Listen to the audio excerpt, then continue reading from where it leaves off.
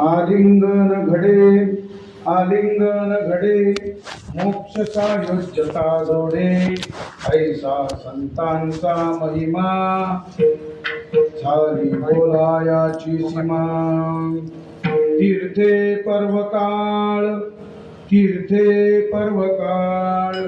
अवजी पाया पे सकळ ऐसा संतांचा महिमा झाली बोलायाची सीमा तुका म्हणे देवा त्यांची केली पावे सेवा ऐसा संतांचा महिमा झाली बोलायाची सीमा विठ्ठल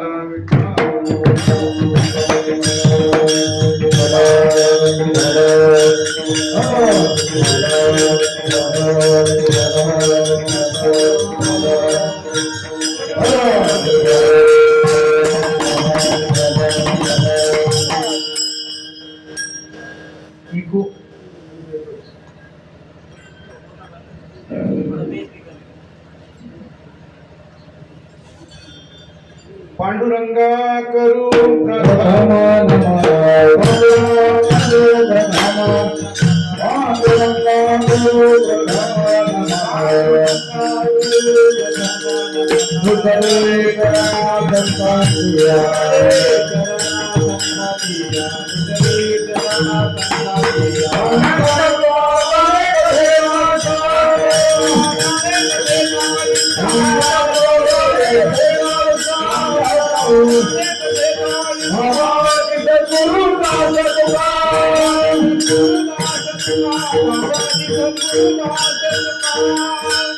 पांडुरंगा करू प्रथम नमन दुसरे चरण संतांचिया त्यांच्या कृपादाने कथेचा विस्तारू बाबाजी सद्गुरुदास काय माझी वाणी मानेल संतासी काय माझी वाणी मानेल संतासी रंजवू चित्तासी आपुलिया योऽन्त प्रविश्य मम वाच विमां प्रसुप्तां संजीवनेत्र यत्यखिल शक्तिधर काहीच कळत नाही त्याच्यामध्ये प्रविश्य मम वाच विमां प्रसुप्तां संजीवयत्यखिल शक्तिधर स्वधाम्ना अन्याश्च हस्तचरण श्रवणत्वगादीन् प्राणान् नमो भगवते पुरुषाय तुभ्यं आत्मरूप गणेशु स्मरण सकल विद्यांचे अधिकरण तेची वंदू श्रीचरण श्री गुरूंचे हे नमस्कारो आता नमो ज्ञानेश्वरा निवृत्ती उदारा सोपान देवा मुक्ताबाई नमो त्रिभुवन पावनी आद्यत्रय जननी देवाची शरण शरण एकनाथा पायी माथा ठेविला नका दोष साधू दास पायांचा संपाद्य ज्ञानंच विधाय भक्तिं विलोकितो येन समाधिनाथ वैराग्यवन्तं सुविचारयुक्तं मामि योगं शिरसा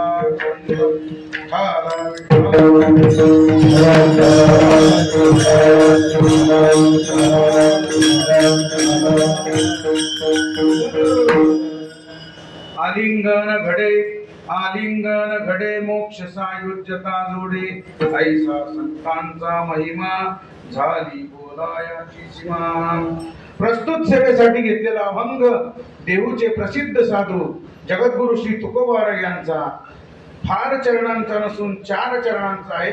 या अभंगातून जगद्गुरु श्री तुकोबाराय संतांचा महिमा प्रतिपादन करत आहेत.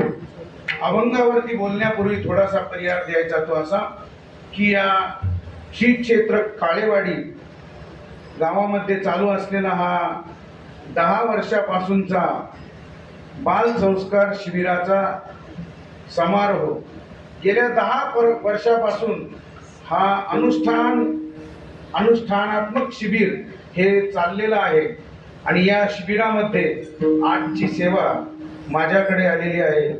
खरं पाहायला गेलं तर मी काही कुठला फार मोठा कीर्तनकार नाही, परंतु सेवकाला आज्ञा केलेली आहे त्याप्रमाणे मी तुमच्या सर्वांच्या कृपेने, गुरुवर्यांच्या कृपेने जसं मला बोलता येईल तसं अभंगावरती बोलण्याचा प्रयत्न करणार आहे. तरी तुम्ही शांत चित्ताने ऐकून घ्याल असं मी सर्वांना विनंती करतो. कृपा करून याच्यानंतर कोणी इकडून तिकडे काही मारू नका. कोणी मारलं त्याच्याने विक्षेप होतो. कळलं? अभंग जगद्गुरु श्री तुकोबारायांचा आहे. तुकोबारा या अभंगातून आपल्याला संतांचा महिमा सांगतायत.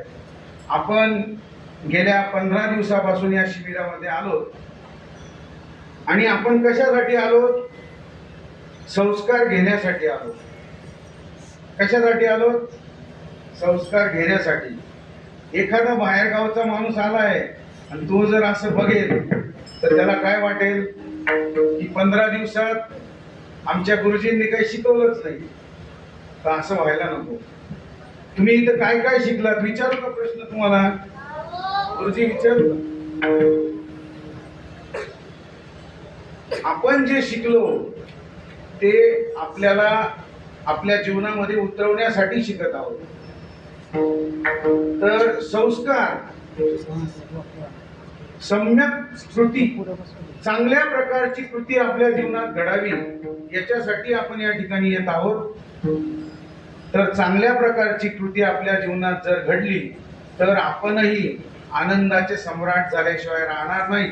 म्हणून जगद्गुरु श्री तुकोबारायाने या अभंगातून संतांचा महिमा प्रतिपादन करत आहे.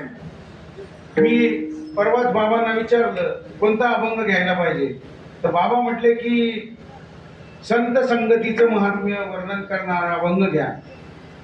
मी म्हटलं आता संतांचा महिमा प्रतिपादन केला त्याच्यामध्ये संत संगतीचंही महत्व येऊनच जाणार आहे. त्यामुळे मी हा अभंग सेवेसाठी घेतलेला आहे. अभंग जगद्गुरु श्री तुकोबाराय यांचा आहे. संतांचा महिमा सांगणार आहे. संतांचा महिमा सांगत असताना जगद्गुरु श्री तुकोबाराय सांगतात की मी संतांचा महिमा प्रकट करण्यास असमर्थ आहे. अशा प्रकारचं भावना व्यक्त करतायत. संतांचा महिमा का वर्णन करू शकत नाही? तर संतांचा महिमा वर्णन न करण्यासाठी आपल्याला काही गोष्टी जगातल्या बघाव्या लागतील. जगामध्ये काही गोष्टी अनिर्वचनीय आहेत आणि काही गोष्टी अनिर्वाच्य आहेत. अनिर्वचनीय म्हणजे काय? अनिर्वचनीय कशाला म्हणायचं? ज्याच्याबद्दल बोलण्यात काहीच अर्थ नसतो त्याला म्हणायचं अनिर्वचनीय. तुम्हाला साधं उदाहरण देतो. गावात 4 लोक बसलेले असतात, 4 मुलं बसलेले असतात आणि बसलेले असताना एकमेकात चर्चा चालू होते. ते म्हणतात की शामराव काय कधीचे दिसत नाही. शामराव दिसत नाही असं म्हटल्याबरोबर शेजारचा लगेच म्हणतो. काय अर्थ आहे त्याच्यामध्ये? म्हणजे त्याच्याबद्दल बोलण्यात काही अर्थ नसतो. त्याला म्हणायचं अनिर्वचनीय. या जगतामध्ये 2 अनिर्वचनीय गोष्टी आहेत. पहिली आहे माया आणि दुसरी आहे तिचं कार्य, ज्याला आपण जगत म्हणतो. या जगताबद्दल बोलायसारखं काहीच नाही आणि मायेबद्दल तर काही बोलायचंच नाही. माया म्हणजे काय? या मा सा. मा आणि या हे 2 शब्द आहेत तिच्यामध्ये. या म्हणजे जी नाही, मा म्हणजे नाही, जी नाही ती माया. जी नाही तिच्याबद्दल आपण काय बोलणार? अशी ही माया आणि तिचं कार्य जगत. हे मिथ्या असणारं जगत, याच्याबद्दलही काही बोलता येत नाही. मायेबद्दल विवेक चूडामणी ग्रंथामध्ये शंकराचार्यजी म्हणतात सन्नाप्य उभयात्मिकानो संगाप्य नंगाप्य उभयात्मिकानो भिन्नाप्य उभयात्मिकानो. अशी ही कशी आहे? महद्भूता अनिर्वचनीय रूपा. अशा प्रकारची माया आहे जिच्याबद्दल बोलता येत नाही. जसं की विठ्ठल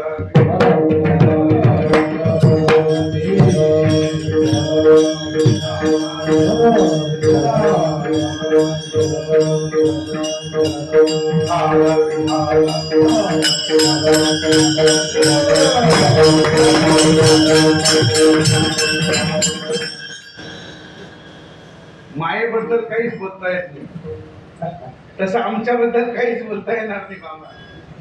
तुमच्या समोर आम्ही काय बोलणार. तर माया ही अनिर्वचनीय रूप आहे, जिच्याबद्दल आपल्याला बोलता येत नाही. तिचं उदाहरण दिलं जातं रज्जू सर्प. काय झालं, अंधारातून एक मनुष्य चालला होता आणि जात असताना गडद अंधार, वरून बारीक अशा प्रकारचं चांदणं पडलेलं होतं आणि चांदणं पडलेलं असताना त्या गडद अंधकारामध्ये बारीक असं चांदणं आणि एक झाडाच्या बाजूला एक असा दोरी सापासारखं हलताना दिसलं आणि तो मनुष्य दचकला आणि मागे झाला. त्याला वाटलं साप आहे, असं साप आहे असं वाटलं आणि त्यांनी मागे सरकल्यानंतर त्याला वाटलं आपण बघूयात काय नेमकं. त्यांनी आपल्या मोबाईल काढला, मोबाईलचा टॉर्च लावला आणि त्याच्यावरती चमकवला. तो बघतो तर काय, त्या ठिकाणी साप नसून काय होतं, दोरी होती. बघा, साप समजल्यावर तो घाबरला आणि साप नाही असं ज्ञान झाल्याबरोबर तो शांत झाला. तसं माया, हिच्याबद्दल काहीच बोलता येत नाही. माया ही अनिर्वचनीय अशा प्रकारची आहे, हिच्याबद्दल न बोललेलं चांगलं. मायेचं कार्यही अनिर्वचनीय आहे. आपल्याला बघायचंय ते अनिर्वाच्य. अनिर्वाच्य म्हणजे काय, ज्याच्याबद्दल आपली वाणी कुंठित होते, आपण त्याचं वर्णनही करू शकत नाही. असे दोन आहेत, एक म्हणजे भगवान परमात्मा आणि दुसरा म्हणजे संतांचा महिमा. पहिला आहे भगवान परमात्मा. यतो वाच निवर्तन्ते यप्राप्य अप्राप्य मनसा सह, अशा प्रकारचा तो भगवान परमात्मा आहे. भगवान परमात्म्याबद्दल आपल्याला काही बोलता येत नाही. श्रुती देखील नेती नेती असं म्हणते आहे, आजी आनंदू रे आजी परमानंदू रे. श्रुती नेती नेती म्हणती गोविंद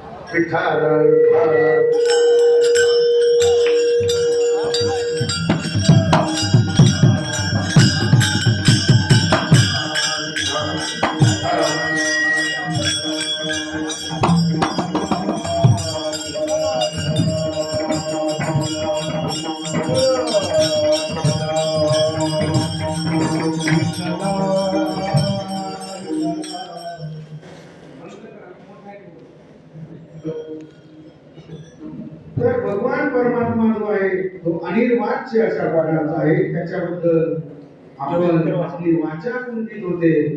त्या वेदाला देखील कळलं नाही.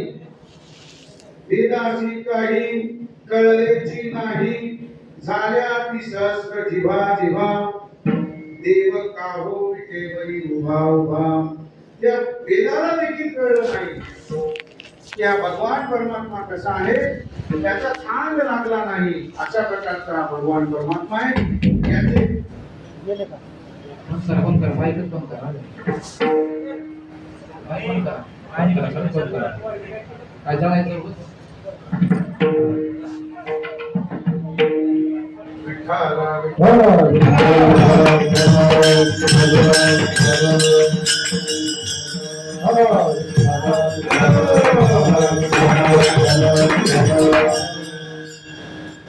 भगवान परमात्मा जो आहे त्याचं जर वर्णन करू लागलो तर श्रुती माता देखील त्याचं वर्णन करू शकत नाही, वेदालाही त्याचं वर्णन करता आलं नाही. आणि लिखती यदि गृहीत्वा शारदा सर्वकालम तदपि तव गुणानाम ईशपारं न याति. स्वतः शारदा माता जरी त्या भगवान परमात्म्याचे गुण लिहायला बसली, सर्व पृथ्वीचा कागद केला, मेरू पर्वत जो आहे त्याची लेखणी केली, आणि तरी देखील या भगवान परमात्म्याचे गुण आपण लिहू शकत नाही. असा हा भगवान परमात्मा अनिर्वाच्य आहे. एक छोटीशी गोष्ट सांगतो, गोष्ट ऐका मुलांना. पुष्पदंत नावाचा एक भक्त होऊन गेला भगवान शिवाचा, आणि त्या भगवान शिवाच्या भक्ताने भगवान शंकराची सुंदर अशा प्रकारची स्तुती केलेली आहे. महेन्ना पारंते परम विदुषो यद्य सुतृषी सुतेर ब्रह्मादीना तदपि वसन्नास्पैगिरा. अशा प्रकारची त्या भगवान परमात्म्याची स्तुती केली आहे.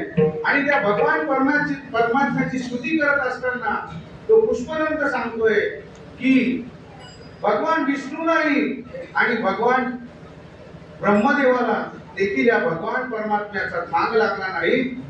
ते सांगतात तवैश्वर्यम यदुपरी यद उपरी विरंची हरिरथः.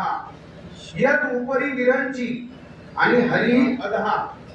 उपरी म्हणजे वरच्या भागामध्ये त्या भगवान परमात्म्याचा थांग लावण्यासाठी ब्रह्मदेव गेले, पण थांग लागू शकला नाही.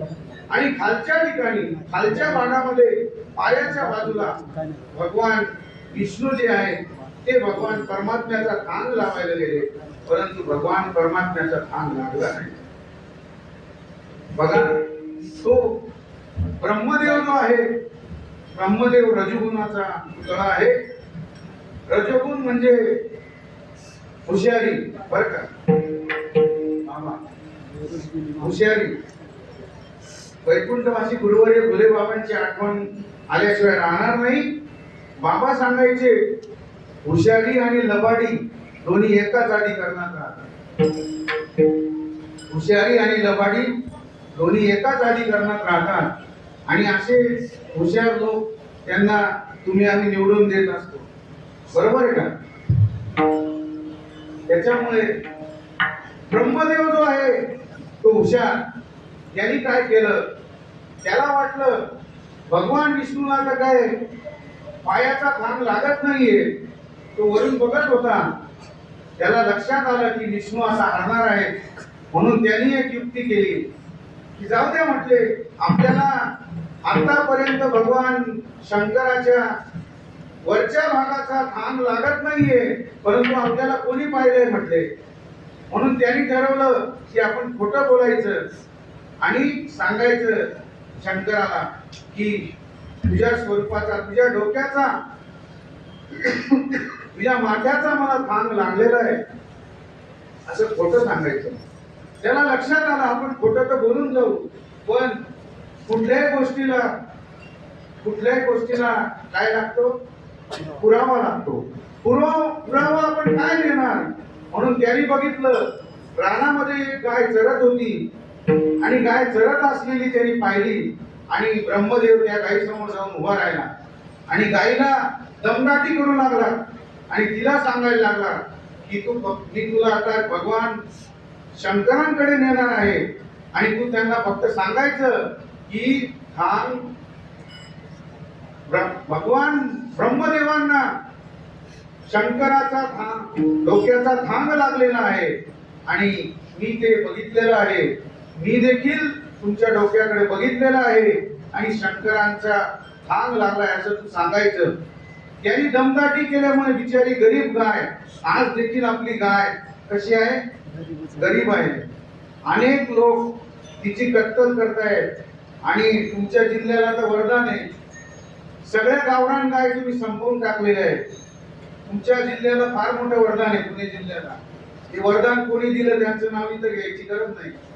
तर सगळ्या जर्सींचा भरणा तुमच्या गावात झालाय.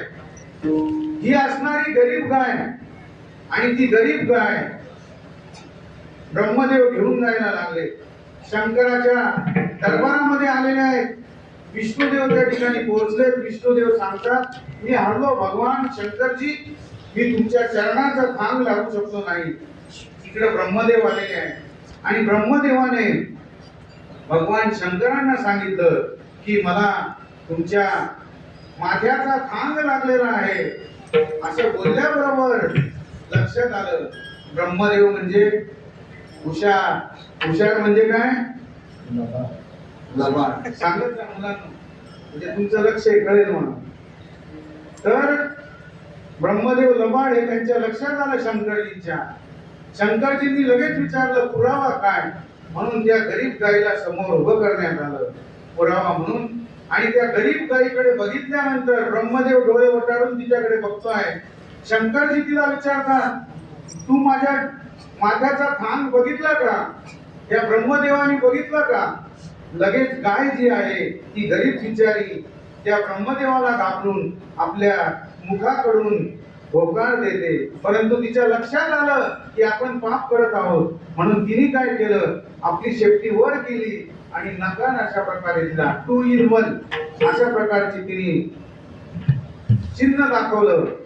आणि असं दाखवल्याबरोबर भगवान शंकरजी रागवले. ब्रह्मदेवाला म्हटले, तू खोटं बोलतोस. गाय मुखाकडून तुला घाबरून नाही हो सांगते आहे आणि तिने शेपटीकडून नकार दिलेला आहे. म्हणून ब्रह्मदेवाला शंकराने शाप दिला की तू कुठल्याच प्रकारचं मंदिर तुझं राहणार नाही. या जगताच्या पाठीवर कुठेच मंदिर राहणार नाही. पण ब्रह्मदेवाने शाप मागून घेतला आणि पुष्कर येथे त्याने साधना केली. या ठिकाणी एक ठिकाणी कुठं मंदिर आहे ब्रह्मदेवाचं, एकाच ठिकाणी. आणि गाईला देखील भगवान शंकराने शाप दिला, तू तुझ्या मुखाकडून खोटं बोललीस म्हणून तुला मी शाप देतो की तुझं मुख जे आहे ते अभक्ष भक्षण करेल. आणि शेपटीकडून तू होकार म्हणजे नकार दिला म्हणून तुझी जी पूजा आहे ती शेपटीकडून होत जाईल. म्हणून गायीची जी पूजा आहे ती कुठून होते? शेपटीच्या बाजूने होते. म्हणून स्त्रिया ज्यावेळेस गायीची पूजा करतात, दररोज आजही खेड्यामध्ये गोग्रास देण्याची पद्धत आहे. तर ज्यावेळेस गायीला गोग्रास देतात पहिले शेपटीकडून दर्शन घेतात आणि मग मुखाकडून तिला घास घातला जातो, अशी परंपरा आहे. थोडक्यात आपला विषय चाललेला होता, भगवान परमात्मा जो आहे तो कसा आहे? अनिर्वाच्य आहे. त्याच्याबद्दल आपण बोलू शकत नाही. आणि दुसरे जे आहे ते म्हणजे संतांचा महिमा हा अनिर्वाच्य अशा प्रकारचा आहे. काय वानू आता रे वाणी, काय वानू आता पुरे वाणी,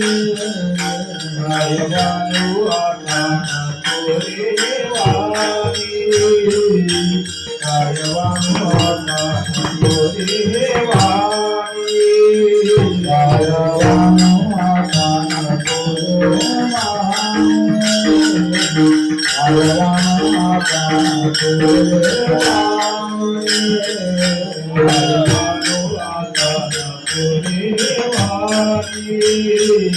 काय वानू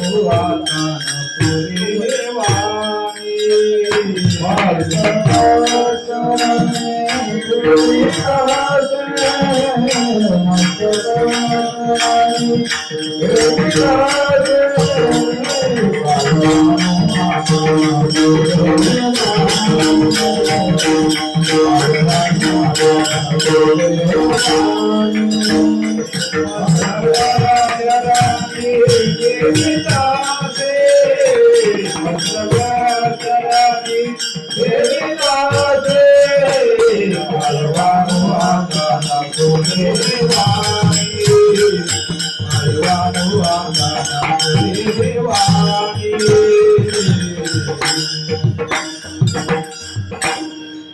संतांचा जो महिमा आहे तो देखील कसा आहे, अवर्णनीय अशा प्रकारचा आहे.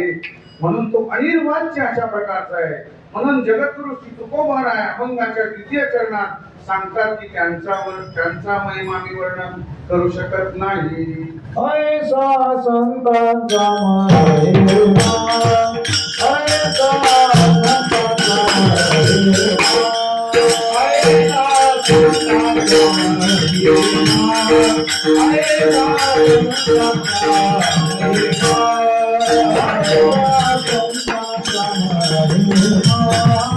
ऐसा संतांचा महिमा, ऐसा संतांचा महिमा, ऐसा संतांचा महिमा,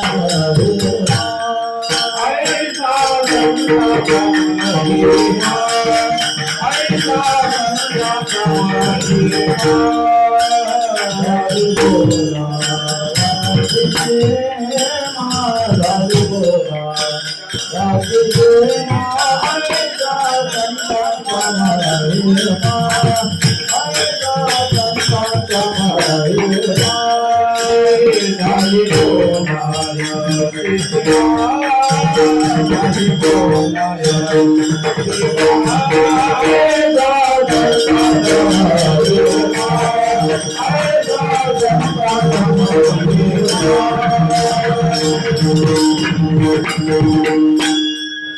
ऐसा संतांचा महिमा झाली बोलायाची सीमा.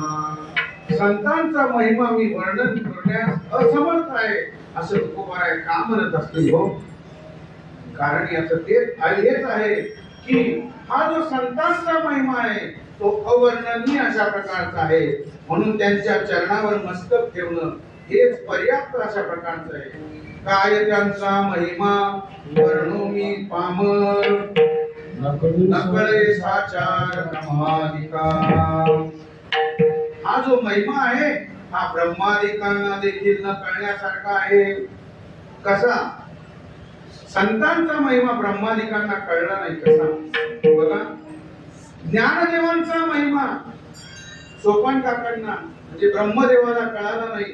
म्हणून ब्रह्मदेवानी त्यांचा महिमा कळण्यासाठी सोपान काकांच्या रूपाने अवतार घेतला.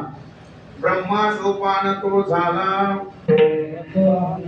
भक्ता आनंद वर्तला.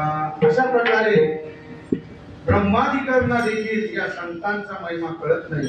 तुम्हाला सांगतो, ब्रह्म सोडून अधिक पहिले ब्रह्माला कसा कळाला नाही, एक सुंदर अशा प्रकारची गोष्ट सांगतो. एकदा काय झालं, कबीर महाराज गंगेच्या किनाऱ्यावरती सकाळची वेळ गंगेचं स्नान केलेलं आहे.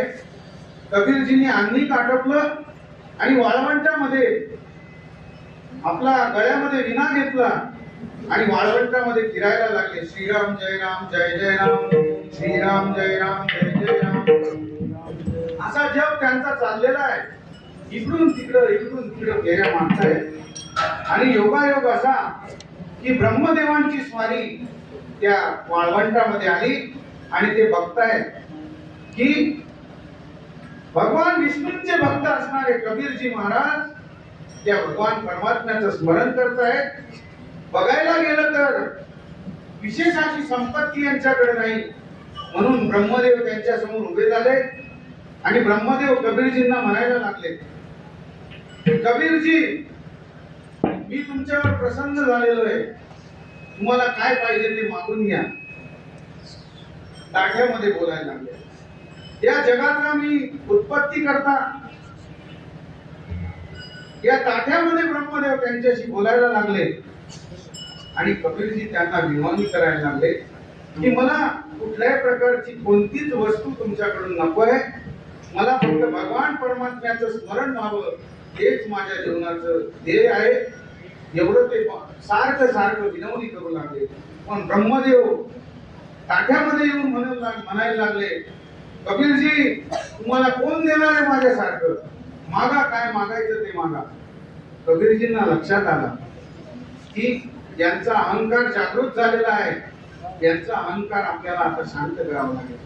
म्हणून कबीरजींनी काय केलं, कबीरजी त्यांना म्हणाले, तुम्ही काही देऊ नका मला, फक्त काय द्या, पावशेर नम्रता द्या.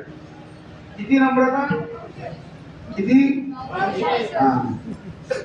पावशेर नम्रता मागितली आणि नम्रता मागितल्यानंतर ब्रह्मदेवाला वाटतं काय मागितलं यांनी, मूर्खासारखं मागतोय, पुन्हा म्हणू लागला दुसरं काहीतरी मागा. असं 3-4 वेळा बोलल्यानंतर कबीरजी म्हणाले मला फक्त पावशेर नम्रता आणून द्या, मला दुसरं काहीच नको. मग ब्रह्मदेवाला वाटलं नम्रता कुठेतरी मिळत असेल, म्हणून ते सगळ्यात पहिल्यांदा काळेवाडीच्या शिबिरात आले.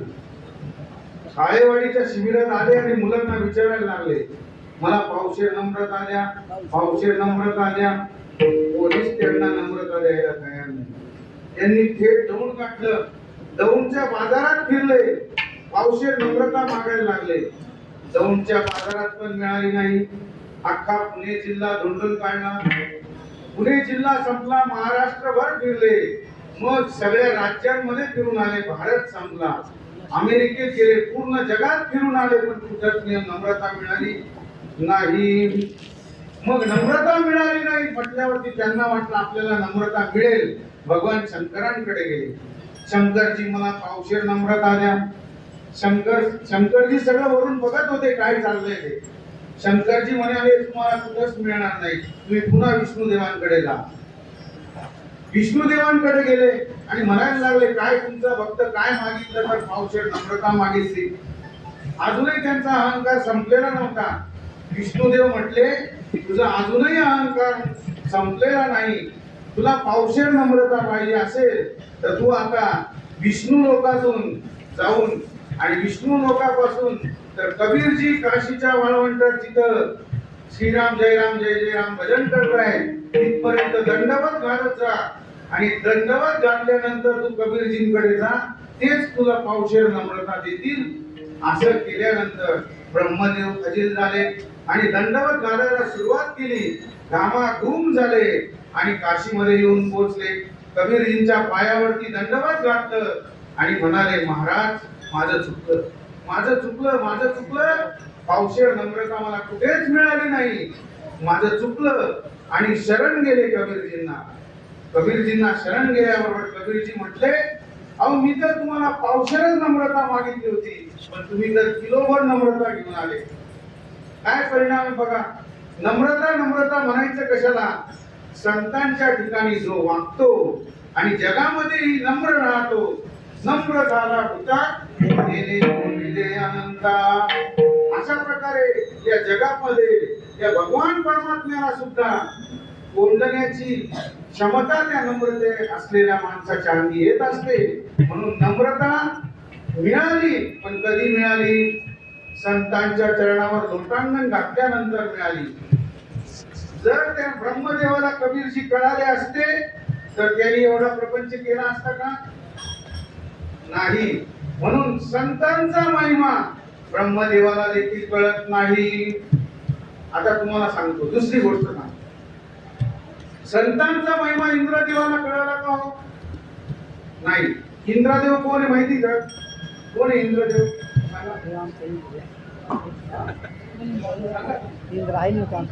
देवांचा राजा आहे, बरोबर. शिबिराचा परिणाम आहे. इंद्रदेव कोण आहे? वरण आहे मांड्याला मांडी. आमचे नवनाथ बाबा सांगत असतात मांडी मोडली तर अशी जो पाय वर करून बसेल त्याच्या पायाखालून निस्तो घालायचा. काय घालायचा? हे परिणाम कशामुळे माहिती करून यांना शाळेमध्ये लहानपणापासून बेंच आले. आपल्याला लहानपणी बेंच नव्हते. आपण कुठे बसत होतो? खाली जमिनीवर. त्याच्यामुळे जमिनीवर पण राहत नाही. आलं लक्षात? त्याच्यामुळे हे कुठे राहत नाही? जमिनीवर राहत नाही. जमिनीचा संपर्क राहिला नाही. आजकाल या आमच्या माया भगिनी पोरग जन्माला आलं त्याला मातीत खेळूनच देत नाही. जन्माला आलं की त्याला सॉक्स घालून देत. हातात सॉक्स, पायात सॉक्स, कानामध्ये ते कान टोपडं इतकं मोठं घालतात. आम्ही लहानपणी कोणत्या गल्लीत खेळायचो हे आमच्या आई वडिलांना माहित नसायचं. म्हणून लहान मुलांना मातीशी जोपर्यंत आपण लढा लावत नाही तोपर्यंत ते तुम्हाला सांभाळणार नाही. म्हणजे आईचा लढा त्यांना पाहिजे. माती त्यांची आई आहे आणि मग तुम्ही पण आई आहात. त्याशिवाय त्यांना तुमचा लढा लागणार नाही. त्यामुळे हे संस्कार वर्गामध्ये घेण्यासारखे गुण आहेत. म्हणून मी सांगितलं इंद्रदेव आपलं चाललं कुठं होतं. इंद्रदेव हा कोण आहे? देवांचा राजा. आणि त्याला देखील संतांचा महिमा कळाला नाही. हे आपलं चाललेलं होतं. काय झालं? दुर्वास ऋषी गंगेवरती त्यांनी अन्निक आटोपलं. सकाळी अन्निक आटोपल्यानंतर त्यांचा एकच नियम असायचा, त्यांना त्यांचे शिष्य आणि ते त्यांना 12 खंड्या धान्य लागायचं, जेवण बनवलं जायचं, जेवण करायचे आणि आपल्या पुढच्या प्रवासाला ते निघत असायचे. आणि सगळं त्यांचं आवरलं आणि पुढच्या प्रवासाला निघालेले आहेत. निघालेले असताना वरून इंद्रदेव बघतो दुर्वास ऋषी चाललेले आहेत. त्याला वाटलं काय दुर्वास ऋषी चालले म्हणून आपण देवांचे राजे इंद्र आणि आपण ऐटीत गेलं पाहिजे म्हणून ऐरावतावर बसून ते चालले ऐटीत जात होते. आणि ऐटीत जात असताना दुर्वास ऋषींच्या समोरून ते गेले. पण त्यांनी दुर्वास ऋषींना प्रणाम केला नाही. पण दुर्वास ऋषींना वाटलं देवांचा राजा आहे इंद्र, म्हणून त्यांनी काय केलं, आपल्या अन्निकामध्ये मिळालेल्या जे माळा होत्या फुलांच्या त्यातली एक माळ घेतली आणि इंद्राच्या गळ्यामध्ये टाकली. इंद्राच्या गळ्यामध्ये टाकल्यानंतर इंद्रदेवानी सत्कार कसा स्वीकारावा हे त्याला कळलं नाही.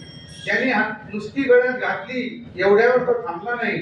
त्याच्या गळ्यातली माळ त्यांनी त्या ऐरावताच्या गळ्यामध्ये टाकून दिली. म्हणजे दुर्वास ऋषींचा त्याने अपमान केल्यासारखं केलं. दुर्वास ऋषी हे सगळं बघत होते. त्या ऐरावताने काय केलं, आपल्या गळ्यातली माळ आपल्या सोंड्याने घेतली आणि पायाखाली तुडवून टाकली. हे बघितल्यावर ते दुर्वास ऋषी होते. दुर्वास ऋषी ना लक्षात आलं मालक पण माझावर आणि मालकाचा जो शिष्य ऐरावत हत्ती तो पण माझावर आहे. यांचा माज आपण उतरवला पाहिजे. म्हणून दुर्वास ऋषी चिडले आणि दुर्वास ऋषींनी इंद्राला शाप दिला आणि इंद्राची सगळी संपत्ती जी आहे ती समुद्रात पडवून टाकली. संतांचा महिमा इंद्राला कळाला का? नाही. त्यांचा महिमा चांगल्यांना कळत नाही.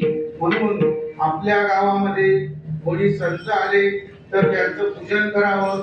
आपल्या गावात संत असतील तर त्यांना ओळखावं. बर का, गावातल्यांना सांगतोय, ऐकताय ना? गावात जे संत आहेत त्यांची तुम्हाला आम्हाला ओळख राहत नाही. जवळ असल्यामुळे त्यांची महिमा आपल्याला समजत नाही, म्हणून आपण त्यांची अवहेलना करतो. आपल्याही गावात संत आहेत बर का बाबा. जीवनातली गोष्ट सांगतो. आमचे वडील दुकानात बसलेले असायचे आणि मोठे बाबा आलेले असायचे. रस्त्याने जाणाऱ्या लोकांना ते सांगायचे. काय सांगायचे? खरे साधू आले मोठे बाबा, या त्यांचं दर्शन घ्या. ज्यांना खरोखर कळायचं ते दर्शन घ्यायला यायचे. आणि खरे साधू ते मोठे बाबा. बाबांना माहिती आहे आणि तुमच्याही गावात मोठे साधू आहेत. आम्हीच नाही, अख्खा महाराष्ट्र ज्यांना डोक्यावर घेतो असे आमचे देवराम बाबा तुमच्याच गावचे आहेत. कदाचित आपल्याकडून त्यांची अवहेलना तर होत नाही ना, हे आपण जाणलं पाहिजे. संतांचा महिमा हा ते हयात असताना आपल्याला कळत नाही, पण ते गेल्यानंतरही आपल्याला कळत नाही. बघा ज्ञानोबाराय असताना आळंदीकरांना कळाले का ज्ञानोबाराय? त्यांचं किती अवहेलना लोकांनी केली. त्यांना जेवायला 2 घास अन्न मिळू दिलं नाही. इतके लोक संतांचं वाईटावर चितलेले असतात. परंतु संत ओळखता आले पाहिजे. म्हणून संतांचा महिमा तो बहु दुर्गम अशा प्रकारचा त्यांचा महिमा आहे. म्हणून तुकोबाराय सांगतात, ऐसा संतांचा महिमा झाली बोलायाची सीमा. हा जो संतांचा महिमा आहे हा 3 प्रकाराने आपल्याला वर्णन करता येतो. पहिला आहे संतांचा शक्ती महिमा, दुसरा आहे संतांचा पावित्र्य महिमा आणि तिसरा आहे संतांचा अधिकार महिमा. मी सांगितले 3 महिमे, 3 प्रकारचा महिमा सांगितला संतांचा. कोणकोणता सांगितला? पहिला सांगितला संतांचा शक्ती महिमा, दुसरा सांगितला पावित्र्य महिमा आणि तिसरा सांगितला अधिकार महिमा. संतांचा जो शक्ती महिमा आहे तो देखील 2 प्रकारचा आहे. किती प्रकारचा आहे? पोरांनो बोलत जा. झोपू नका. किती प्रकारचा आहे? 2. हा, शाबास, जागे. संतांचा शक्ती महिमा 2 प्रकारचा आहे. पहिला जो शक्ती महिमा आहे तो लौकिक शक्ती महिमा. लौकिक म्हणजे जो आपल्याला सगळ्यांना दिसू शकतो असा. बघा, ज्ञानोबारायांच्या काळामध्ये तुम्ही जा, ज्ञानोबारायांनी काय केलं? चाल गेली जड हरले जांभळाचे जांभे, हरले जांभळाचे, हरले जांभळाचे जांभे, हरले जडाभिंते, हरले जांभळाचे जांभे, हरले जांभळाचे जांभे,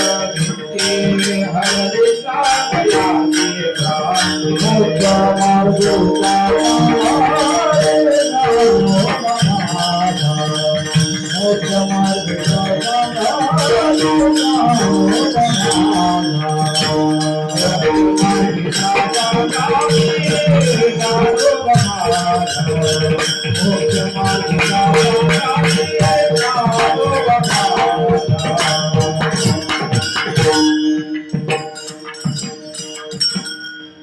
काल बिली जड भिंती, हरली चांगल्याची भ्रांती, मोक्ष मार्गीचा सांगाती ज्ञानोबा माझा. जड भिंत चालवली. कोणाला माहिती गोष्ट जड भिंत चालवल्याची? ज्ञानोबारायांनी जड भिंत चालवली. कोणाला माहिती गोष्ट? कोणालाच नाही. माहिती का मुलांमध्ये? माहिती आहे? वा, कोणासाठी चालवली? माहिती मुलींना पण घाबरताय. घाबरायचं, सांगायचं. चालविली जड भिंती, हरली चांग याची भ्रांती, मोक्ष मार्गीचा सांगाती ज्ञानोबा माझा. रेड्यामुखी वेद बोलविला, गर्भद्विजांचा हरविला, शांती होते प्रकटला ज्ञानोबा माझा. रेड्याच्या मुखातून वेद बोलवले. माहिती तुम्हाला? त्या रेड्याची समाधी कुठे आहे माहिती का? आळे फाटा. आळ्याला आहे, आळे. माहिती. तर रेड्या मुखातून वेद बोलवले की हा जो महिमा आहे हा काय? लौकिक शक्ती महिमा. तुकोबारायांच्या जीवनामध्ये काय झालं बघा. जळी दगडा सहित भया, तारी येल्या जैशा लाह्या. हा लौकिक शक्ती महिमा. तुकोबारायांनी 13 दिवस अनुष्ठान केलं आणि आपल्या ज्या वह्या बुडवलेल्या होत्या त्या भगवान परमात्म्याने काय केल्या? त्या पाण्यातून वर आणल्या. अशा प्रकारे तुकोबारायांनी त्यांच्या जीवनामध्ये सुंदर अशा प्रकारचा लौकिक शक्ती महिमा आपल्याला दाखवलेला आहे. अनेक प्रकारचा लौकिक महिमा संतांचा आपल्याला सांगता येईल. मुक्ताबाईंनी काय केलं माहिती तुम्हाला? चांगदेव समाधी लावून बसले होते. त्यांच्याकडे प्रेत यायचे. कशासाठी? उत्थान होण्यासाठी, जिवंत होण्यासाठी. आणि मुक्ताबाईंनी काय केलं? तो चांगदेव समाधीतून येण्याच्या आधीच मुक्ताबाईंनी सगळे प्रेत जागे केले. हा काय? लौकिक शक्ती महिमा. संतांचा लौकिक शक्ती महिमा. नामदेवरायांच्या जीवनामध्ये बघा. फिरविले देऊळ, जगा माझी ख्याती. अशा प्रकारचं देऊळ जे आहे ते फिरवलं, जगामध्ये त्याची ख्याती झाली. आणि कोणाला गुरु मिळवून दिले? गुरु कोणाला मिळवून दिले? नामदेवरायांनी. औंध्या नागाची गोष्ट माहिती का तुम्हाला? नाही? बर, सांगू काय? फिरविले देऊळ जगा माझी ख्याती. अशा प्रकारचं काय झालं की नामदेवराय जे आहेत त्यांचं मणकं कच्च ठरवण्यात आलं. म्हणजे त्यांना गुरु करण्याची गरज आहे असं सांगण्यात आलं. आणि गुरु करण्याचं सांगण्यात आल्यानंतर बरोबर आहे ना गोष्ट? मग विसोबा चाटी नावाचे जे सद्ग्रहस्थ आहेत ते तुम्हाला आंब्या नागनाथच्या मंदिरामध्ये तुम्हाला भेटतील असं सांगण्यात आलं. नामदेवराय तिथं गेले. नामदेवरायांनी काय केलं? नामदेवराय त्या ठिकाणी गेल्यानंतर त्या पिंडीवरती त्या विसोबा चाटींनी पाय ठेवलेले होते आणि पाय ठेवलेले असताना नामदेवराय ती पिंड इकडं फिरवायचे, तिकडं त्यांचे पाय धरायचे. देऊळ उलट केलं, पण त्यांच्या जीवनामध्ये सद्गुरू भेटले आणि त्यांना ज्ञान झालं. कुठे झालं ज्ञान? औंढ्या नागनाथला. फिरविले देऊळ जगा माझी ख्याती, नामदेवा हाती दूध प्याला. नामदेवरायांनी भगवान परमात्म्याला दूध पाजलं. हे काय आहे? लौकिक शक्ती महिमा. आणि असाच अलौकिक शक्ती महिमा संतांचा जो काही आहे तो तुकोबरायांनी अभंगाच्या प्रथम चाटी आलिंगन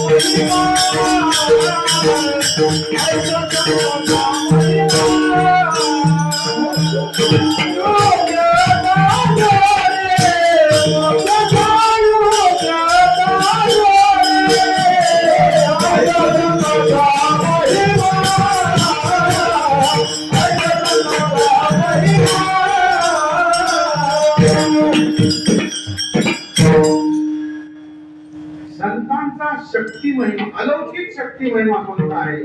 तर संतांच्या आलिंगनामध्ये मोक्ष सायुज्यता जोडली जाते. चार मोक्ष सांगितले. तर आलिंगन घडे, संतांना जर आलिंगन दिलं तर मोक्ष सायुज्यता घडे असं सांगतात. मोक्ष आपण पहिला अभंग पाठ केला का कोणी? हरिपाठातला. मग देवाची द्वारी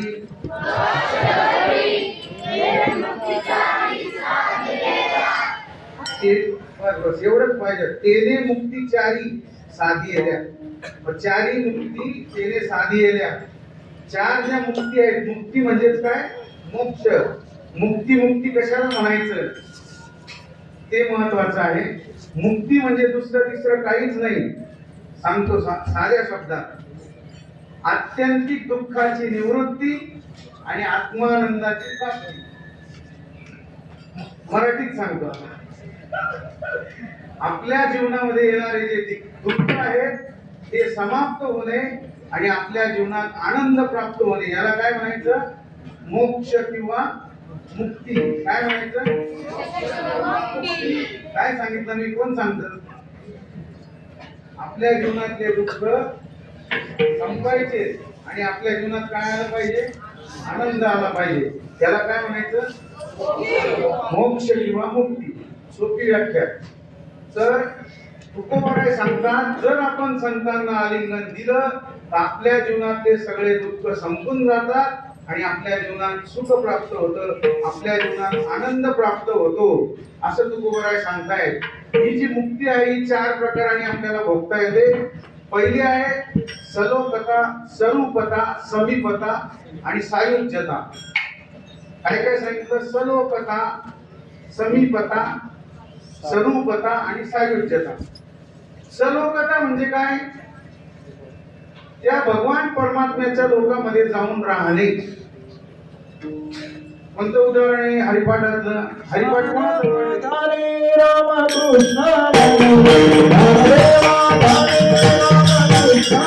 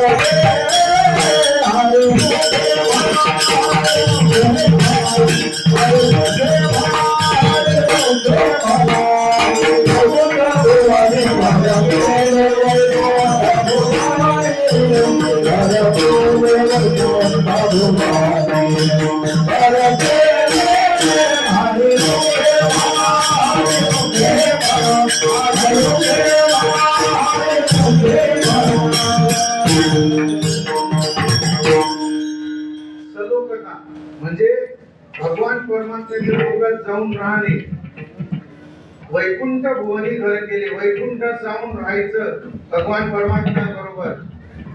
हे केलं की आपले सगळे दुःख संपतात आणि आपल्या जीवनात काय प्राप्त होतं? आनंद प्राप्त होतो किंवा आपले सगळं सुख प्राप्ती होते.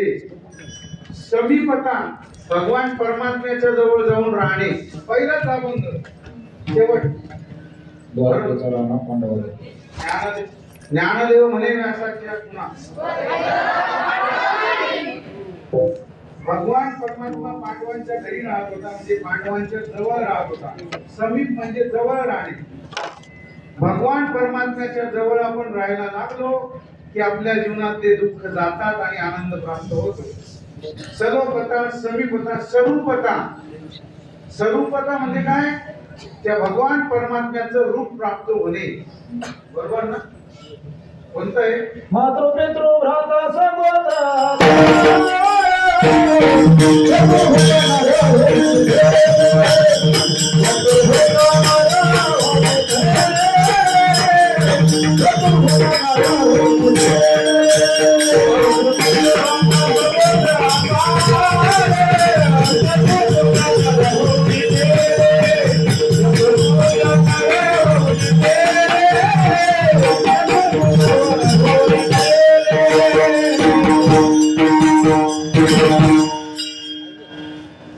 मातृपितृभ्राता सगोत्र अपार चतुर्भुजन होऊनी ठेले. भगवंताचं रूप प्राप्त होणे म्हणजे भगवान परमात्मा जसा 4 हातांचा आहे तसं रूप आपल्याला प्राप्त करून घेणे. याच्यासाठी काय करावं लागतं? काय करावं लागतं? हरिमुखे म्हणा, हरिमुखे म्हणा, पुण्याची गणना होणकरी. हे सगळं चाललं कशासाठी? आपलं हरिमुखे म्हणायचं आणि पुण्य प्राप्त करून घ्यायचं. पुण्य प्राप्त केलं की सगळ्या प्रकारचे सुख मिळतात आणि दुःख संपतात. हे कळण्यासाठी सांगतोय. आणि चौथी मुक्ती जी आहे ती आहे सायुज्यता मुक्ती. म्हणजे काय? भगवत स्वरूपाकार होऊन जाणे. सांगा उदाहरण. ज्ञानदेवा पाठ नारायण नाम भावीचे उत्तम निज स्थान. त्या भगवान परमात्म्याचं स्थान प्राप्त होणे, त्या भगवान परमात्म्याच्या स्वरूपामध्ये लीन होऊन जाणे. आणि असं झालं की आपल्या जीवनातले दुःख जातात आणि काय येतं? सुख किंवा आनंद येतो. बोलत जा मुलांना, बोलत जा. काय येतो? हा. तर अशा प्रकारे भगवान परमात्मा जे आहे ते त्यांच्या जवळ जाऊन राहणे, त्यांच्या लोकात जाऊन राहणे, त्यांचं रूप प्राप्त होणे आणि त्यांचं स्वरूपाकार होऊन जाणे. या 4ही प्रकारच्या मुक्ती कशामुळे? चौथ्या प्रकारची जी उत्तम मुक्ती आहे ती आलिंगनाने प्राप्त होते. कोणाच्या आलिंगनाने? संतांच्या आलिंगनाने.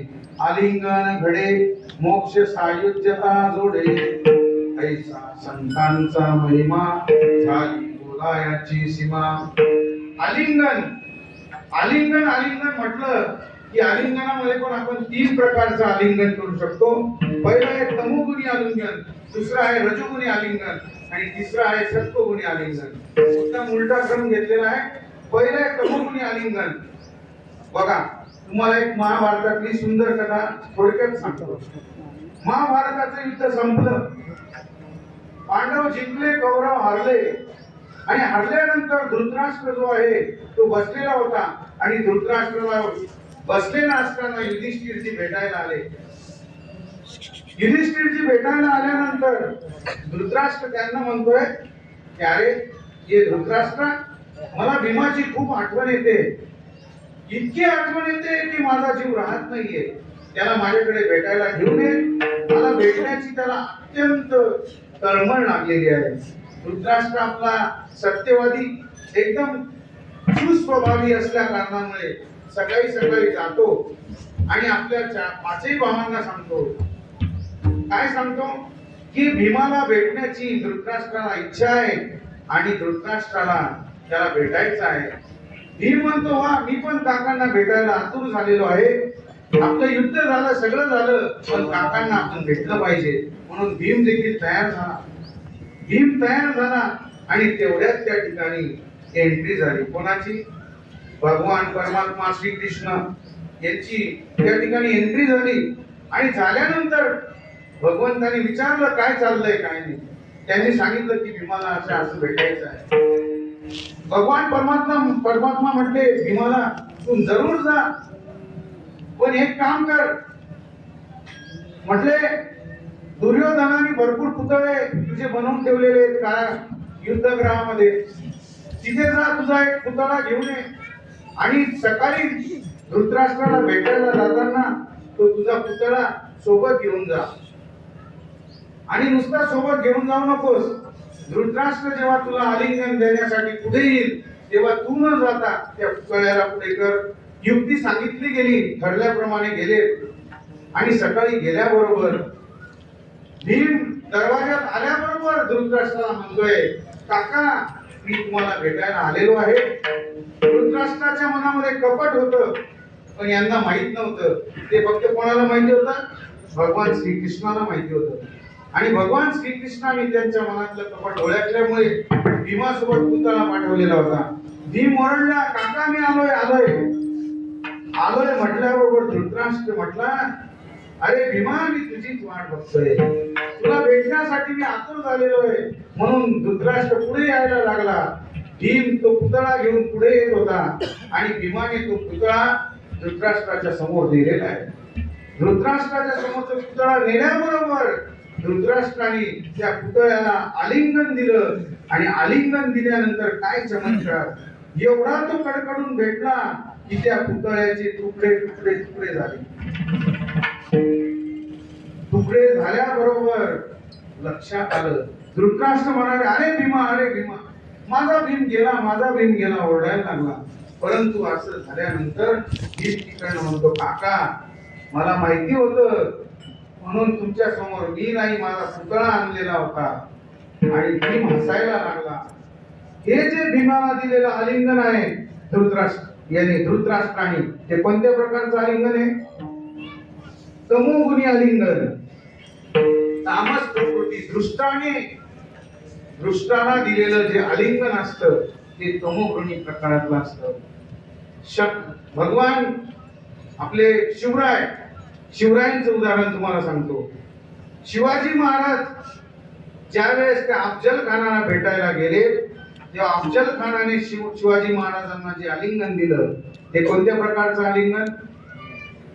तमोगुणी आलिंगन. आलिंगन दिल्याबरोबर त्याने आपल्या हातातले शस्त्र काढले आणि त्यांच्यावर उगारायला लागला. पण तेवढ्यात वाघ नख घालून आणि कोथळा त्यांचा बाहेर काढला अफजल खानाचा. कोणी काढला? शिवाजी महाराजांनी. हे जे आलिंगन आहे अफजल खानाने शिवाजी महाराजांना दिलेलं हे तमोगुणी प्रकारातलं आलिंगन आहे. दुसरं जे आलिंगन आहे ते आहे रजोगुणी प्रकारातलं. बघा, रामायणातली गोष्ट सांगतो तुम्हाला, इकडे लक्ष द्या. रामायणातली गोष्ट सांगतो. कुठली? रामायणामध्ये काय झालं की कैकेयीने 2 वर मागून घेतले कैकेयी म्हणाली की रामाला वनवास आणि भरताला राज्याभिषेक असे वर मागितल्यानंतर राम प्रभू जे आहेत हे निघाले वनवासाला. हे कोणामुळे निघाले माहिती तुम्हाला गोष्ट त्याच्या आधीची? कोणामुळे निघाले कोणालाच माहित नाही. सांगतो. कैकेयीकडे 2 वर होते पण कैकेयी विसरून गेलेली होती. कैकेयीचं राम प्रभूंवर खूप प्रेम होतं आणि राम प्रभूंवर असलेल्या प्रेमामुळे कैकेयी ते वर विसरून गेलेली होती. कैकेयीच्या मनात राम आणि भरत असला तुझा भाव नव्हता. परंतु काय झालं, मंथरा आली, रामाचा राज्याभिषेक ठरला. मंथरा आली आणि मंथरा तिला वेगवेगळ्या प्रकाराने शिकवू लागली. आपल्या गावातही काही मंथरा असतील आहेत का? काळेवाडीत नसतील तर मंथरा, तुम्ही इकडे लक्ष द्या म्हणून बोललो. तर मंथरा आलेली आहे आणि त्या कैकेयीला ती म्हणते आहे, काय म्हणते की अगं कैकेयी, राम उद्या राज्याभिषेक त्याचा होणार, तो राजा होणार आणि तुझ्या भरताला त्याच्या पायाशी राहावं लागेल. तू सुद्धा ती कौशल्या राजमाता होईल आणि तुला देखील राणी राहता येणार नाही. तुलाही वेगवेगळे काम करावे लागतील, तू राजमाता राहणार नाही असं तिला भरवायला लागले. वेगवेगळ्या पद्धतीने भरवते आहे. परंतु कैकेयी तिला सांगते की असलं कुठल्याही प्रकारचं विष माझ्या मनात घालवण्याचा प्रयत्न करू नकोस. तरी मंथरा वेगवेगळ्या गोष्टी तिला सांगू लागली. सांगितल्यानंतर कैकेयी तिला रागवली की तू माझ्या मनामध्ये असा किलबिश पसरवू नकोस. असं केल्यानंतर ती मंथरा गडाबडा लोळायला लागली, मोठमोठ्याने रडायला लागली, तोफान करायला लागली. माझ्या भरताला गादी मिळणार नाही, त्या भरताला रामाचे पाय दाबावे लागतील असं मोठमोठ्याने रडायला लागली. आणि रडायला लागल्यानंतर वातावरण सगळं विक्षिप्त झालं. विक्षिप्त झाल्यानंतर कैकेयी जी आहे ती तिला विनवणी करू लागली, तू असं काही बोलू नको. आणि वातावरण अतिशय विक्षिप्त झाल्यानंतर कैकेयीने तिला सांगितलं, तू आता शांत हो, शांत हो. असं बोलल्याबरोबर कैकेयीने तिला उभं केलं आणि ती मंथरा जी आहे तिने कैकेयीला आलिंगन दिलं. आणि कैकेयीला आलिंगन दिल्याबरोबर मंथरेच्या मनातले जे सगळे वाईट विचार होते त्यांनी कैकेयीच्या हृदयामध्ये प्रवेश केला आणि कैकेयीने तिचा निर्णय बदलला आणि रामाला वनवास आणि भरताचा राज्याभिषेक अशा प्रकारचं तिने दशरथाकडे मागून घेतलं. हे जे आलिंगन दिलं मंथरेने कैकेयीला, ते कोणत्या प्रकारचं आलिंगन आहे? रजोवनी आलिंगन. रजोवनाच्या योगाने मिळालेलं जे काही आलिंगन असतं ते रजोवनी आलिंगन असतं. आणि तिसऱ्या प्रकारचं जे आलिंगन आहे ते आहे सत्वगुणी आलिंगन. ज्यावेळेस राम प्रभू वनवासाला जातात आणि वनवासाला गेल्यानंतर इकडे भरतजी येतात आणि भरत राज्यावर बसत नाही आणि भरत इकडे वडील आपले गेलेले असतात आणि भरतजी त्या ठिकाणून निघतात आणि राम प्रभूंना भेटायला येतात आणि राम प्रभूंनी भरताला जे दिलेलं आलिंगन आहे ते कोणत्या प्रकारचं आलिंगन आहे? सत्वगुणी आलिंगन. तू कुठल्याही प्रकारचा वेगळा मनामध्ये किलबिश पकडू नकोस आणि तू सत्वगुणाच्या योगाने तुझ्या जीवनात चांगल्या प्रकारचं राज्य कर. मी 14 वर्षांनी येईल त्यावेळेस मी राज्यावर बसेन आणि ह्या पादुका घेऊन जा असं सांगतात. ते जे दिलेलं आलिंगन आहे ते सत्वगुणी प्रकाराचं आलिंगन आहे.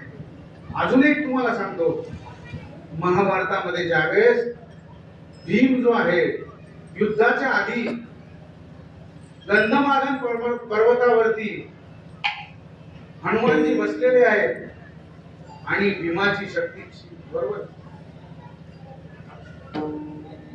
भीमाची शक्ती क्षीण झालेली होती आणि भीमाला शक्ती त्याची क्षीण झालेली होती. कशामुळे? आडदांडपणामुळे.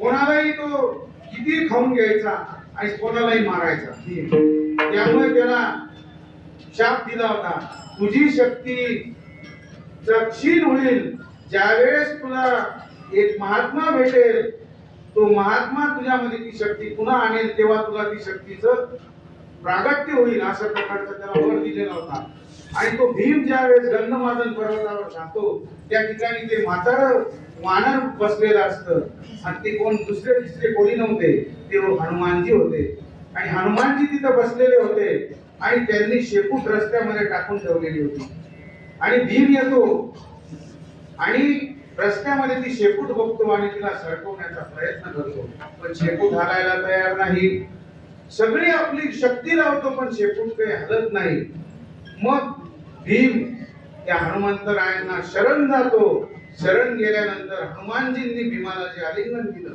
ते सत्वगुणी प्रकाराचं आलिंगन आपल्या हृदयातली जी सर्व शक्ती आहे ती भीमाच्या हृदयामध्ये टाकली आणि मग तो भीम जो आहे तो शक्तिशाली झाला आणि मग त्याच्यानंतर दुर्योधनाचा वध झाला अशा प्रकारचं जे आलिंगन आहे तमोगुणी रजोगुणी आणि सत्वगुणी या 3 प्रकारचं आलिंगन आहे अशाच प्रकारचं आलिंगन संतांनी जे दिलेलं असतं ते आहे सत्वगुणी प्रकाराचं आलिंगन दुष्टाला दिलेलं जे आलिंगन आहे ते आहे तमोगुणी प्रकारातलं आलिंगन आणि आपल्या प्रलोभनाने युक्त असलेलं जे आलिंगन आहे ते कसं असतं रजोगुणी आलिंगन अशा प्रकारे 3 प्रकारच्या आलिंगन तुम्हाला सांगितले त्याच्यात आपल्याला महत्वाचं आलिंगन कोणतं आहे आलिंगने संतांची दिव्य झाली माझी काया मस्तक हे पायावरी त्यांच्या ठेविता त्याचा परिणाम काय आजी पिटले माझे गोडे आज पिटले माझे गोडे आज पिटले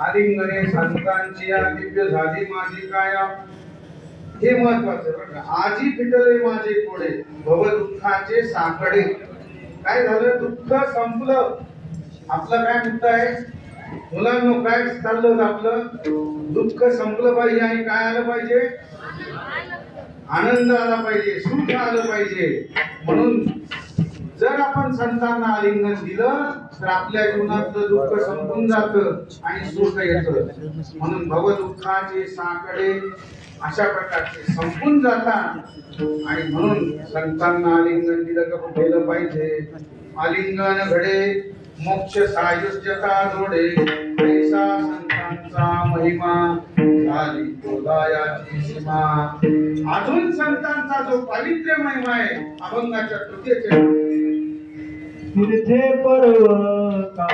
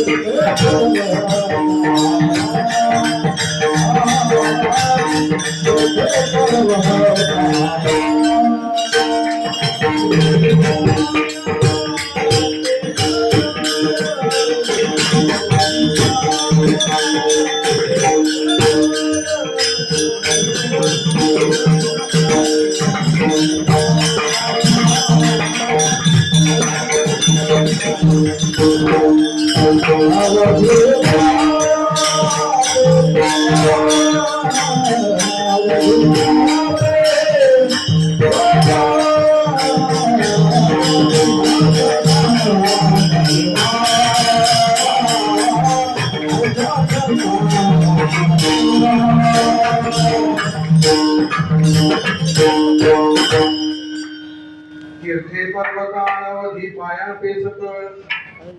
संतांनी आपल्याला तीर्थयात्रा करायला सांगितली, सगळ्यांना माहिती आहे. कधीपर्यंत सांगितली? जव हे सकळ सिद्ध आहे, हात चालावया पाय, तव तू आपले स्वहित पाय, तीर्थयात्रे जाय चुकू नको. तीर्थाला जावंच लागतं. कशासाठी जावं लागतं? आपल्याला तीर्थामध्ये स्नान केल्यानंतर पुण्य प्राप्त होतं का? अहो, आपली पाप जातात म्हणून जावं लागतं तीर्थाला. कशासाठी? पाप क्षालनार्थ तीर्थाला जावं लागतं. कशासाठी? पाप क्षालनार्थ. आपण जीवनामध्ये जी पाप केलेली असतात त्याचं क्षालन होण्यासाठी तीर्थयात्रेला जावं लागतं. तीर्थामध्ये गेल्यानंतर पाप निवृत्ती होते. आणि पर्वकाळामध्ये दान धर्म केला, पर्वकाळामध्ये उपवास केला तर पुण्य प्राप्ती होते, पुण्य संचय होतो. म्हणून पर्वकाळ देखील आपल्याला आपल्या भारतीय संस्कृतीने सांगितलेली आहे. आपल्या वैदिक धर्माने, आपल्या भागवत धर्माने आपल्याला 29 पर्वकाळ सांगितले. किती? कोणाला माहिती आहे? 29 पर्वकाळ कोणाला माहिती आहे? मुलांना माहिती? ठीक आहे, सांगतो. 24 एकादशा सर्वांना माहिती आहे. 24 झाले. रामनवमी सगळ्यांना माहिती आहे. श्रीकृष्ण जन्म माहिती आहे. वामन जयंती, शिवरात्र, असे 29 पर्वकाळ सांगितले. त्या पर्वकाळाच्या दिवशी उपवास केला आणि दान धर्म केला तर आपल्याला काय प्राप्त होतं? पुण्य प्राप्त होतं. म्हणून पर्वकाळावरती उपवास, दानादी कर्म जर आपण केलं, चांगलं काम केलं तर पुण्य संचय होतो. आणि जो नेहमी करतो त्याच्यापेक्षा जास्त होतो. तर तीर्थांना जायचं सांगितलेलं आहे. तीर्थामध्ये काय जातात? पाप जातात. आणि पर्वकाळाच्या दिवशी पुण्य प्राप्ती होते. तीर्थामध्ये पुण्य प्राप्ती करून देण्याची क्षमता नाही आणि पर्वकाळामध्ये पाप चालनाची क्षमता नाही. आलं लक्षात? आणि तुम्हाला जर पाप पण घालवायचं असेल आणि पुण्यही प्राप्त करून घ्यायचं असेल तर जायचं कुठे? सकळही तीर्थे निवृत्तीचे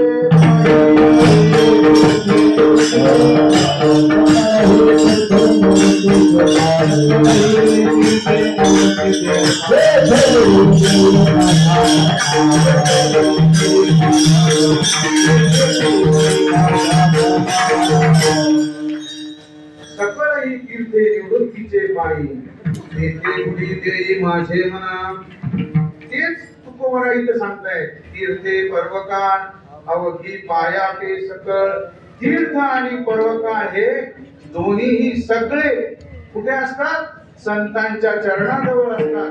म्हणून आपल्या जीवनामध्ये तीर्थांनाही जायची गरज नाही आणि पर्वकाळाही करायची गरज नाही. पण कुठे गेलं पाहिजे? संतांच्या चरणाजवळ आपण गेलं पाहिजे. कुठे जायला पाहिजे? संतांच्या चरणाजवळ. एक छोटीशी गोष्ट 1 मिनिटात सांगतो. पुंडलिक राय जे आहेत आपले, ते कुक्कुट स्वामींच्या आश्रमात गेलेले होते आणि आश्रमात गेल्यानंतर त्या ठिकाणी त्यांनी सकाळची वेळ होती. सकाळी सूर्याचा उदय झाला आणि त्यांनी बघितलं की भरपूर लाईन लागलेली आहे कुक्कुट स्वामींच्या दर्शनासाठी.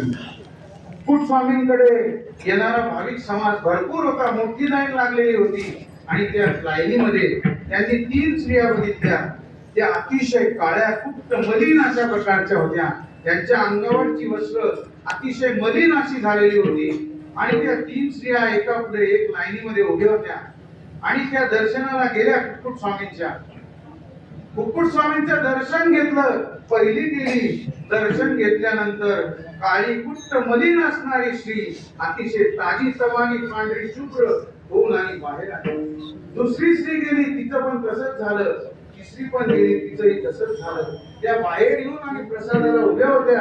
तेवढ्यात पुंडलिकरायांनी हे सगळं दृश्य टिपलं आणि पुंडलिकराय त्या 3 स्त्रियांच्या समोर जाऊन उभे राहिले आणि त्या स्त्रियांना विचारलं, तुम्ही ज्या वेळेस लाईन मध्ये उभ्या होत्या तेव्हा अतिशय मलिन काळ्या कुट्ट होत्या आणि आता तर तुम्ही बाहेर महाराजांचं दर्शन घेतलं आणि ताज्या तवाने अतिशय सुंदर होऊन तुम्ही बाहेर आलेले आहे.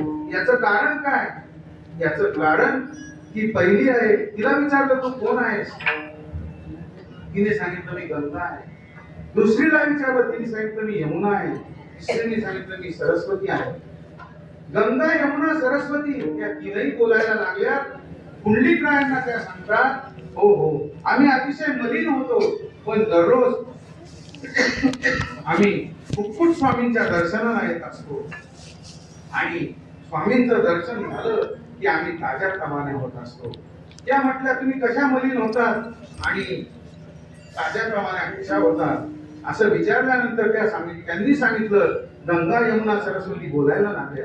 त्या म्हटल्या की अरे पुंडलिका, तुझ्यासारखे जे पापी लोक आहेत, तुझ्या माझ्यासारखे जे पापी लोक आहेत, ते सगळे काय करतात?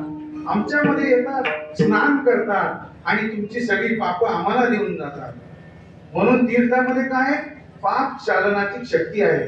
ते तुमच्या जवळ असलेली जे पाप आहेत ते सगळे आमच्या अंगावर येतात आणि मग गंगा माता म्हणते ते आलेले पाप कुठे धुवून काढायचे?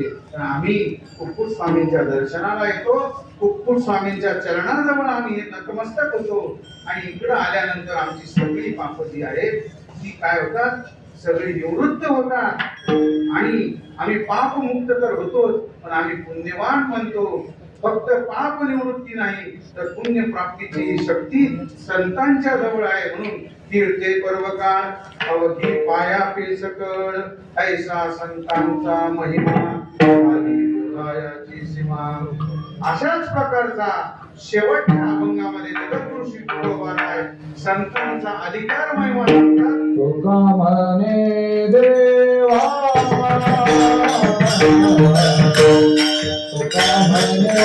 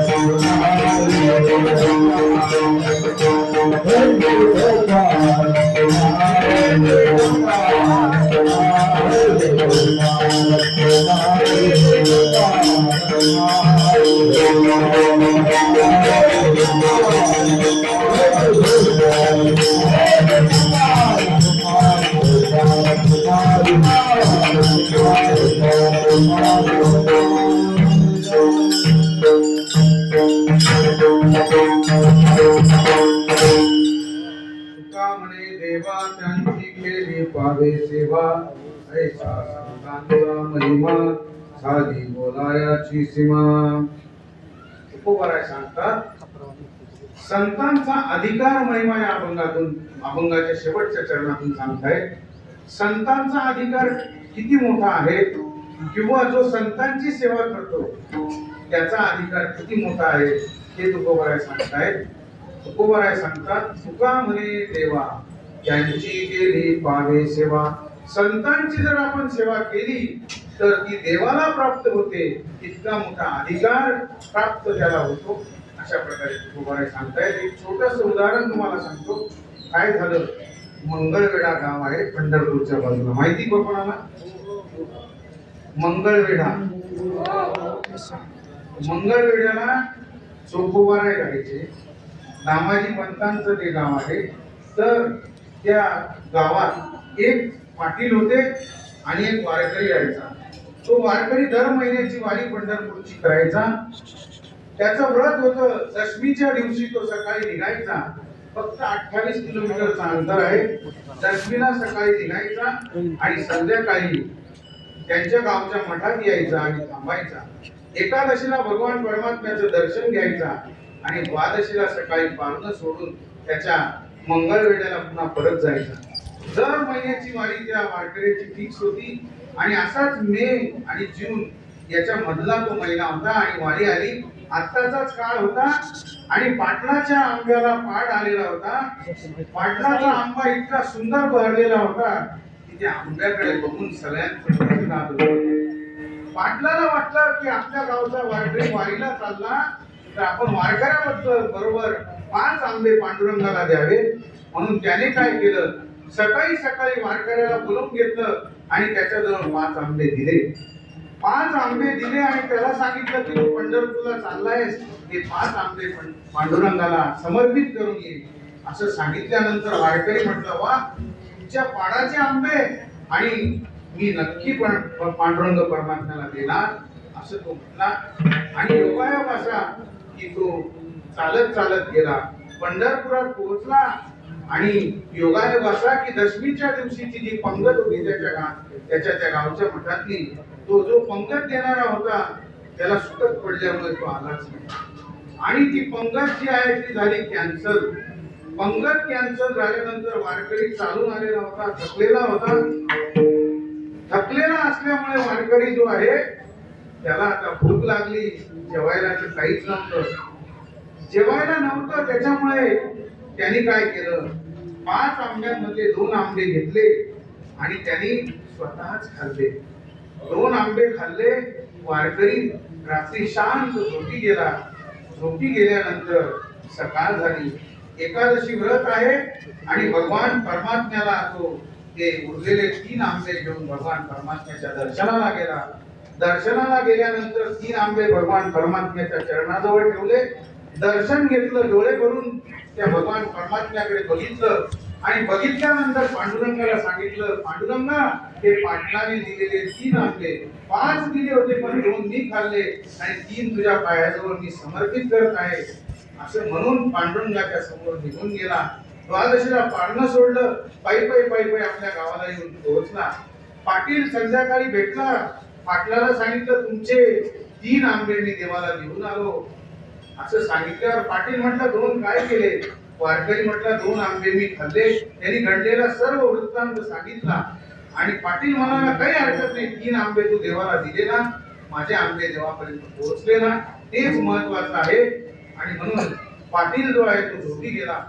पाटील झोपी गेल्यानंतर भगवान परमात्म्याला आपल्या भक्ताचा महिमा वाढवायचा होता म्हणून त्या पाटलाच्या मनामध्ये स्वप्न निर्माण केलं आणि तो भगवान परमात्मा पाटलाला सांगू लागला.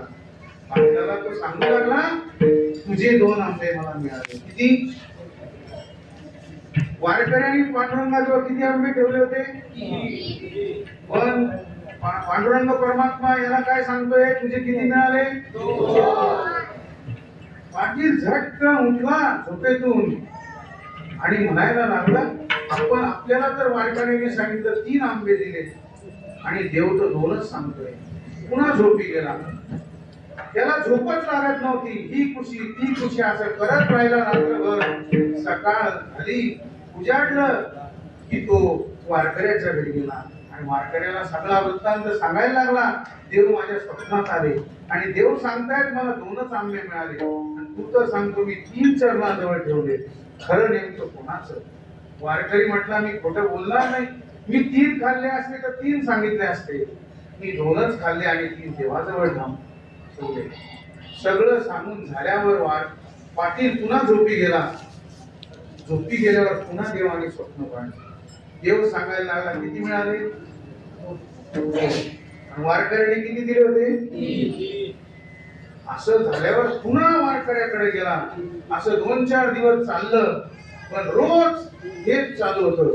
शेवट पांडुरंगाला त्या पाटलाने विनंती केली, बाबा हे पुढं सोडव, माझ्या वारकऱ्यावर चुकीचा आरोप तू लावू नकोस. मग पांडुरंगाने वारकऱ्याला बोलवलं.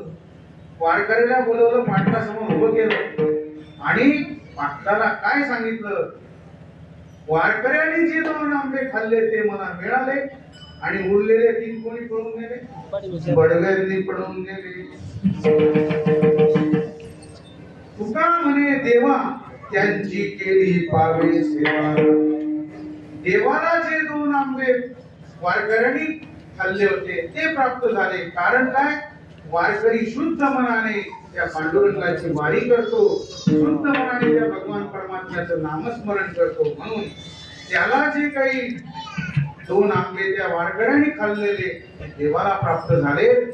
म्हणून आपणही आपल्या जीवनात इतकी मोठी आपल्या जीवनात सेवा करावी की आपली सेवा त्या देवाला प्राप्त झाल्याशिवाय राहणार नाही. आणि ही जर सेवा आपल्याला आपल्या जीवनात घडावी असं वाटत असेल तर आपल्या जीवनात आपण काय केलं पाहिजे? तर आपल्या जीवनामध्ये काय केलं पाहिजे? आपण संत संगत केली पाहिजे. संगत संतांची आपण केली पाहिजे. की कशी होईल? तर आपल्याला आधी संत ओळखता आले पाहिजे आणि त्या संतांची संगत केली पाहिजे. म्हणून आपल्या गावामध्ये 10 वर्षापासून शिबिर घेत आहोत तर त्या शिबिराला गावातल्या लोकांनी मुलांना पाठवलं पाहिजे. मुलांनी त्या गुरुजींची संगत केली पाहिजे. संगत केली की मग संगत में पंगत होती है. रोज पंगत आहे ना? रोज पंक्ती आहेत ना? भरपूर मी पण तुम्हाला खाऊ घेऊन आलोय. संगत में पंगत होती है, इसकी पंगत नाही. तर संतांच्या संगतीमध्ये आपल्याला आपल्या जीवनाचं सार्थक अशा प्रकारे घडत असतं. संत संगतीचे काय सांगू शोध, आपणा पालिके नाही देते. साधू थोर जाना, साधू थोर जाना, साधू थोर जाना. म्हणून या संतांची संगत आपण केली पाहिजे. बरं का बाबा, माझे वडील काय नाही एक वाक्य सांगायचे, ते ऐका. मुलांसाठी वाक्य एकदम महत्वाचं आहे. संगत बड़ेगी करना, किसकी करना? संगत बड़ेगी करना, बढ़त बढ़त बढ़ जाएगा. संगत छोटे की करेगा तो घटत घटत घट जाएगा. म्हणून आपल्या जीवनात मोठ्यांची संगत केली पाहिजे. आपल्यापेक्षा मोठे जे असतील, आपल्यापेक्षा गुणाने मोठे जे सज्जन असतील, त्यांची आपण संगत केली पाहिजे. संतांची संगत आपल्या जीवनात केली पाहिजे. संगत संतान की करले, जन्म का सार्थक कशी करले. तुम्हाला एक गोष्ट सांगितली असती पण आपला वेळ संपलेला आहे. गोष्ट वेळ सांगत नाही. सांगतो, 1 मिनिटात सांगतो. संगत कशी असावी बघा. 3 प्रकारची संगत आहे, अधम, मध्यम आणि उत्तम. अधम म्हणजे खालच्या प्रकारची. तुम्हाला आयरन माहिती? आयरन आयरन कोणाकडे असते? पोरं हुशार आहे. सांगितलं येते. तर लोहाराकडे आयरन असते. ज्यावेळेस लोखंड तापलेलं असतं आणि ते आयरणीवर ठेवलं जातं. आयरणीवर ठेवलेल्या लोखंडावर, तप्त लोखंडावर जर ऐका त्या तप्त लोखंडावर जर पाण्याचा थेंब पडला तर काय होतं? त्याचा वाफ होऊन जाते, म्हणजे तो संपून जातो. आलं लक्षात? आयरणीच्या वरती ठेवलेला तप्त लोखंडावर पाण्याचा थेंब पडला तर तो संपून जातो. झालं पहिलं. दुसरं उदाहरण सांगतो. आपण सर्वांनी सरोवर बघितलंय का? तलावामध्ये कमळाचे फुलं असतात, माहिती तुम्हाला? सकाळच्या वेळेस कमळाच्या फुलांवरती थेंब थेंब पाण्याचे पडलेले असतात आणि छोटासा असा सूर्याचा किरण त्या पाण्याच्या थेंबांवरती पडतो. पडल्यावर ते पाण्याचे थेंब कसे चमकतात? मोत्यासारखे चमकतात. मुक्ताकार शोभते. मोत्यासारखा तो पाण्याचा थेंब शोभतो. कधी शोभतो? त्या नलिन पत्रावर, म्हणजे त्या कमळाच्या पत्रावरती त्या पाण्यामधले थेंब त्याच्यावर पडतात, त्याच्यावर उन्हाचे किरण पडतात आणि तो मोत्यासारखा चमकायला लागतो. हे झाली दुसरी संगत. आणि तिसरी संगत अशी आहे की स्वाती नक्षत्रामध्ये जो पाऊस पडतो तो नेमका कुठे पडतो? तो समुद्राच्या काठावर असलेले जे शिंपले आहेत त्या शिंपल्यामध्ये जर तो पाऊस पडला तर त्या शिंपल्यामध्ये त्या पावसाच्या थेंबाचा मोती होऊन जातो.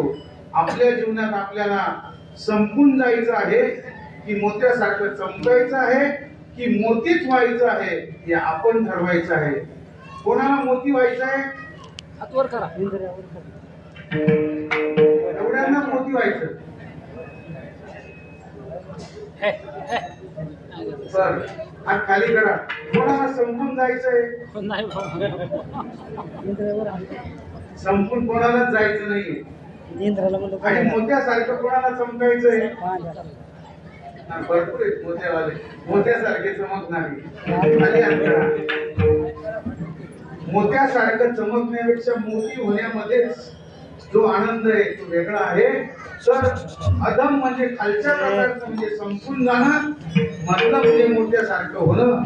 आणि मोतीच होऊन जाणं म्हणजे उत्तम अशा प्रकारची संगत, चांगल्या प्रकारची संगत घेतली, आपण संतांची संगत घेतली तर आपल्याला काय होईल? मोक्ष नाम, आपल्याला आनंद प्राप्त होईल. आपण आनंदाचे सम्राट होऊ. असेच आनंदाचे सम्राट या शिबिरात आलेले आणि या गावातील सगळेच होत, अशी प्रार्थना मी ज्ञानोबा तुकोबराय पांडुरंग परमात्मा आणि सर्व संतांच्या चरणी करतो आणि इतर सेवेला विराम देतो. ज्या संतांनी आपल्याला हा मार्ग दाखवला त्यांचं मोठ्या प्रेमाने भजन करू. ज्ञानेश्वर